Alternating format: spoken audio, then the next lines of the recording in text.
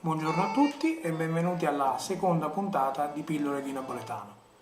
Oggi esamineremo un termine molto usato all'interno del linguaggio comune napoletano, soprattutto la parte del volgo, ed è il termine saettella e la sua variazione saittella.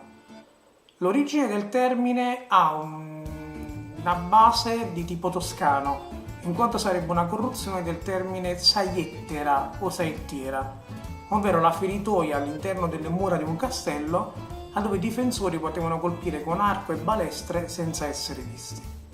C'è una spiegazione un po' più romantica che deriva dalla ricostruzione a Napoli dopo la seconda guerra mondiale, in pieno piano Marshall, in cui i tombini che venivano utilizzati a Napoli venissero da Seattle e quindi da qui la corruzione del termine in inglese e il corrispettivo napoletano saettella.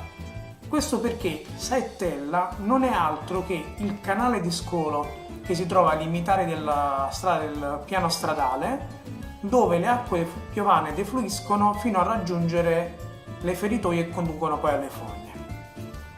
Un detto molto carino che viene utilizzato con il termine saettella è "tanta anna in da saettella e quando diventa zoccolo", ovvero tanti anni trascorsi nelle fogne e quando diventi un ratto. È una frase che viene utilizzata nei confronti di una persona che ha passato e sta passando molto tempo in ambienti lavorativi o accademici senza mai però apprendere realmente qualcosa e quindi sprecando assolutamente il proprio tempo. Detto questo, io vi saluto, vi rimando alla prossima puntata di Pillole in Napoletano. Ciao Brin!